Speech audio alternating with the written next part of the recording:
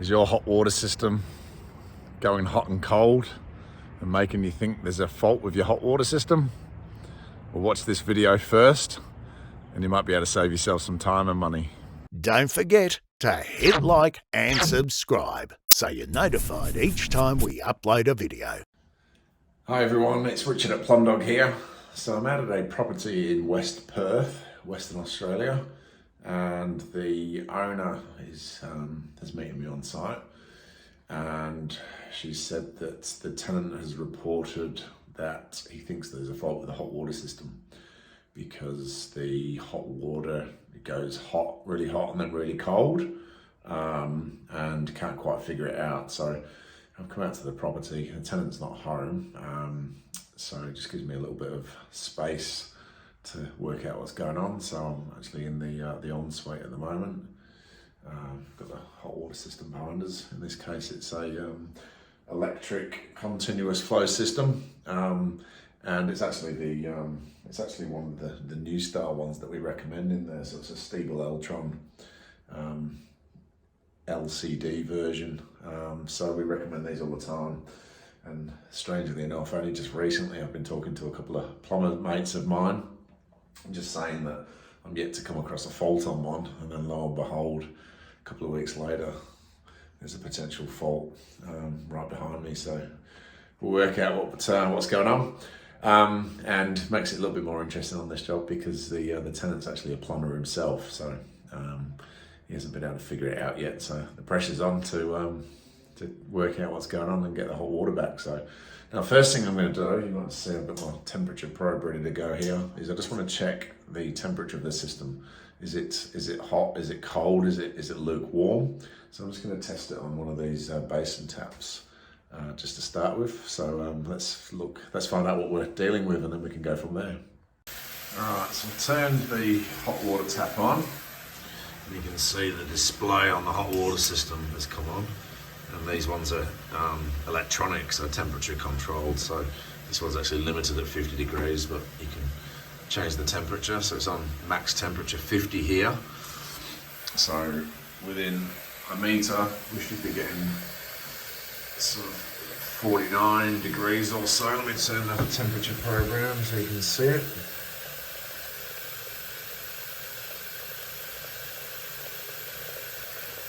Just going up there. 49.4. Yeah, 49.4. All right, so I would tend to disagree that there's no hot water. So kind of what I'm suspecting really, because as I said, I'm yet to come across a problem with one of these systems. So I believe I'm still yet to come across a problem on these systems, because that is giving hot water at 50 degrees as it should. It's consistent. So I'm just going to go around and check all of the outlets, because I've got a sneaking suspicion I know what might be going on. All right, so we're now at the kitchen sink.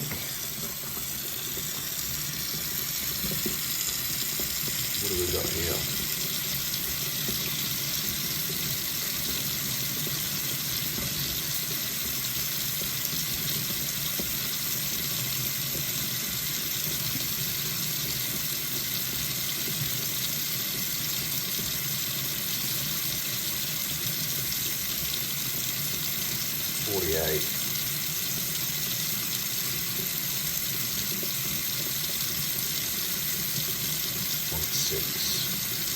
All right, so 48.6 at the kitchen sink behind me.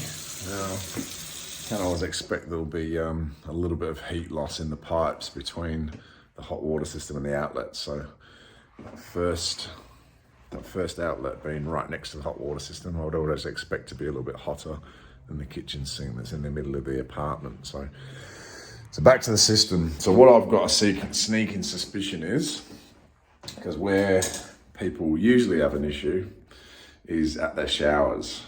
And you don't normally notice the temperature of a basin because you put your hand on for a few seconds and done, or let the kitchen sink run. But where you always do notice it is at showers, because obviously you're setting that to a desired temperature. If you were showering at 50 or 49 degrees, it'd be too hot. So you'd actually set that down to a temperature a little bit cooler. So usually the issue is where you've set the temperature, but then it fluctuates. So I'm pretty sure the problem is a water fluctuation problem rather than the hot water system itself, because where the hot water system is just an outlet, being the kitchen sink or the basin, it's a constant hot temperature. So I don't think the hot water system's the problem. I've got a feeling that the showers are the problem. So let's take a further look. Alright, so here's the shower in the ensuite. So there's the hot water system. Here's the shower.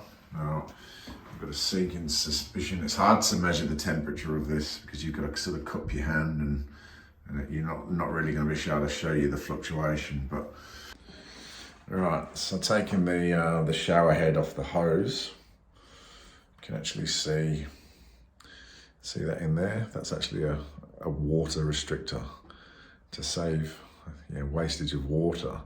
Problem is that they play havoc on continuous flow hot water systems, both electric and gas.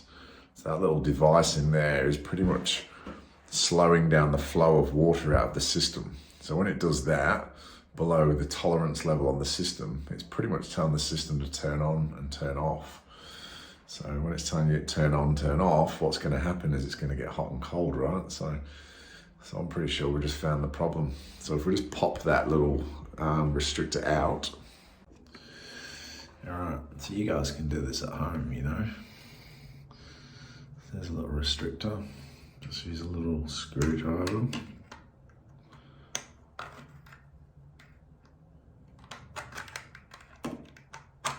Pop that out. So a little restrictor device, look. So it's obviously will slow down the flow of the water. And now we've got full bore. So if we've got full bore water flowing through the hot water system, through the shower head, we won't get that fluctuation anymore. So let me just put all that back together.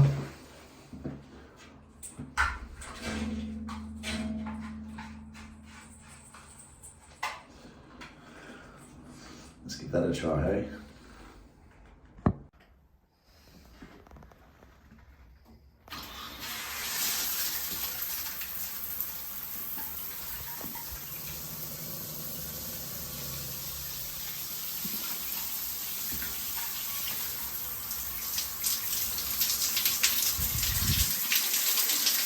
Well, that's hot.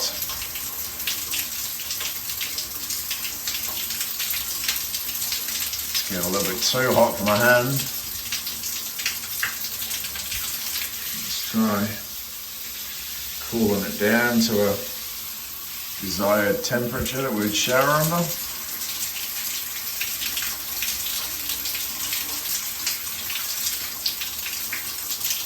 That's a nice temperature and it seems consistent. Yep, I think we've cracked it, guys.